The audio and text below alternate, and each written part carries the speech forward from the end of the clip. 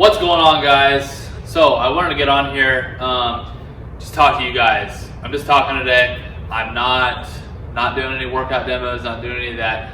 No, I just had something really important that I think everybody needed to hear and just kind of realize. Okay, so I just started this program.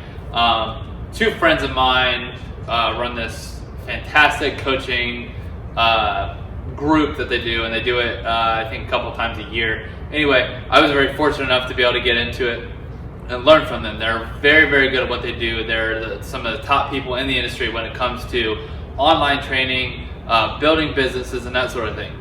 So they've been around forever. Both of them individually. They're actually getting married here towards the end of this year. They had to postpone their wedding due to the coronavirus that's going on right now.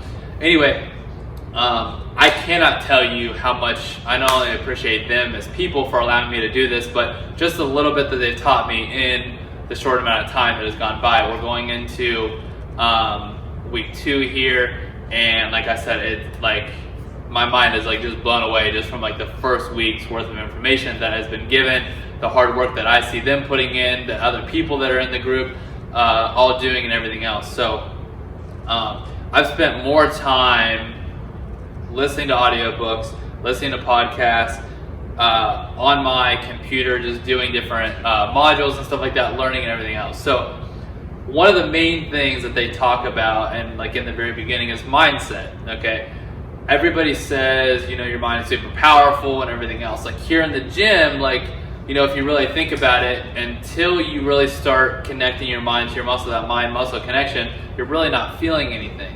Think back to when you first started, okay? So you grab onto the weight, and it's all about just moving the most weight. I don't know about you, but when I first started working out, I was probably in the 8th grade. Okay, so I was 13, 14 years old, and it was more so get under my friend's bench press and how much can you bench? How much can you bench? Well, I didn't really know what I was doing, so for me, I remember having a 25 on each side, which is 95 pounds, and I was just struggling just to even get it up, and it was a big deal if you could hit 135. That was the time when 135 was 225, 315. Everybody's oh shit, he can hit 135 for one, he's the shit. But no, in all seriousness, it's crazy to me just because they really make you think back of little moments that happen in your life that could have emotional scarring or something like that. Okay, but what I'm kind of getting at is what goes on in your mind is what's going to come to fruition in your everyday life. So obviously we're in this Rona season, COVID-19 era, time, whatever you want to call it. It's crazy. Everything is shut down. Gyms are shut down. Majority of businesses are shut down. They're even delivering alcohol now here in Ohio, just to places, just because bars, restaurants, and stuff like that can't survive without being able to do that, just because of the lack of people showing up at their door to get stuff. The only place that's actually busy is the grocery store.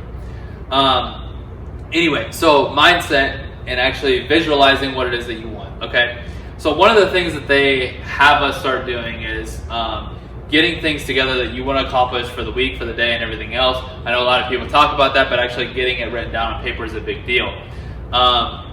Seeing what you actually get done versus what you don't get done really kind of puts into perspective.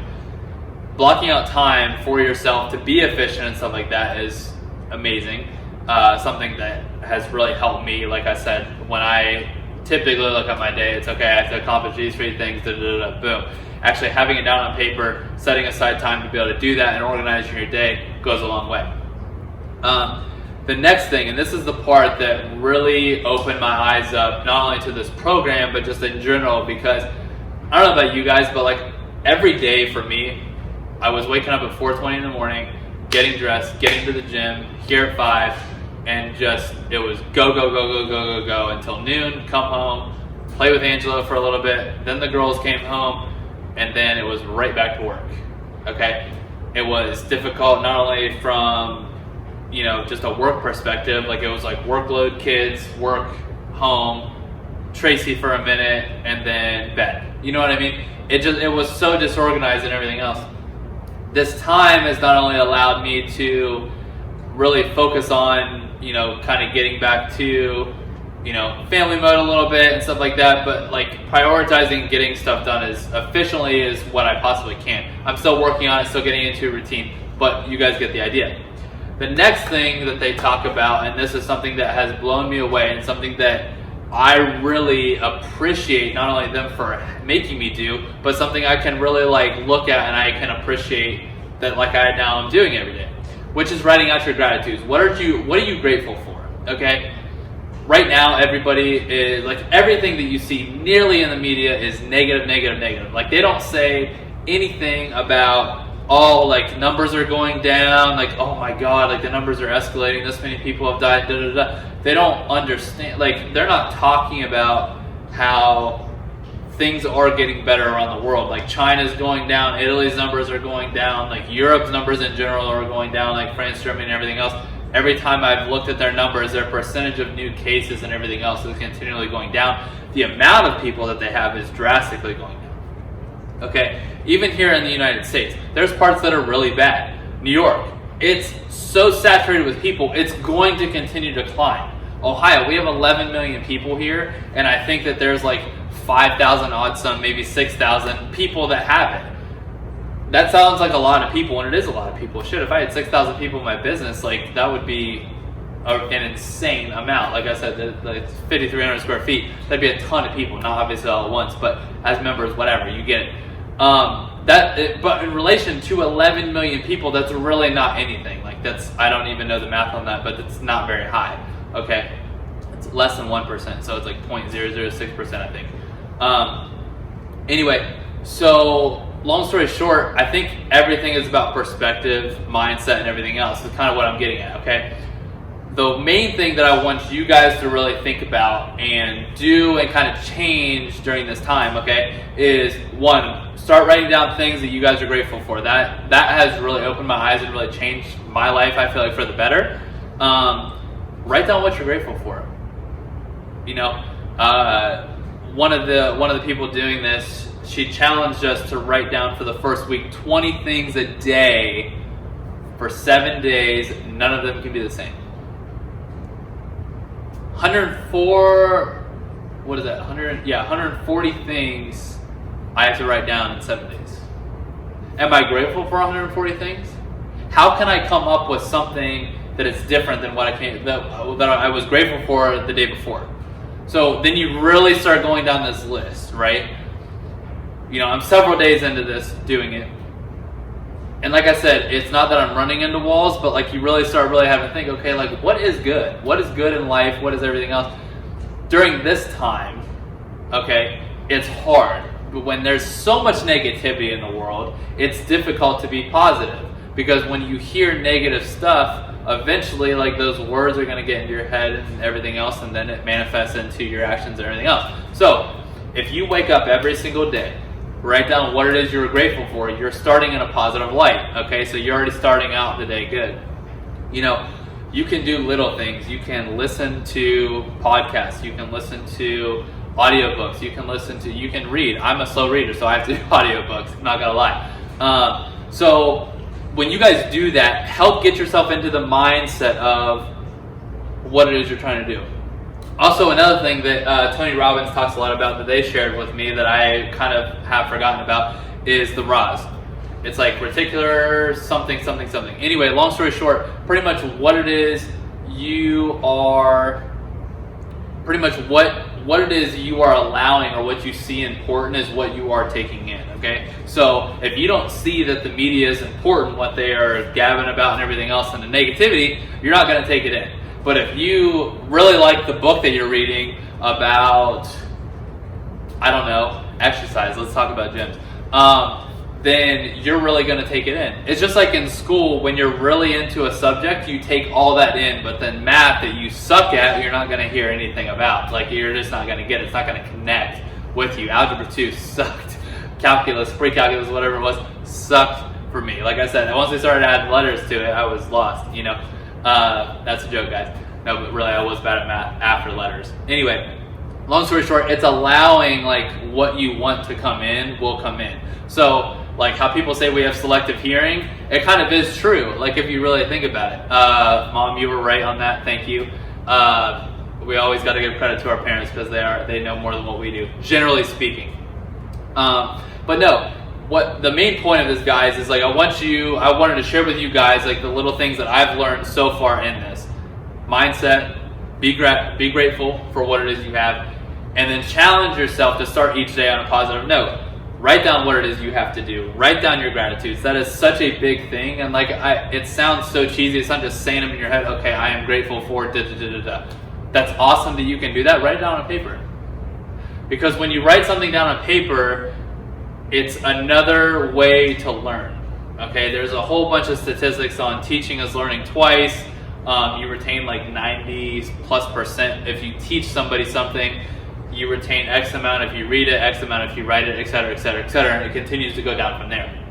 So, my point to you, start every day with a positive mindset through all this negativity. What it is you want to take in, what it is you see that is important is what you are going to take in, okay? So, if you see what the media is saying is important and all the negative and all these people are dying, eventually you're going to take on that negative mindset. We don't want that. Why do we want a negative mindset in a world that is so negative? You want to achieve things in your life, right? You want to do things, you want to do good for other people, you want to do good for the people that are around you, your 5 closest friends.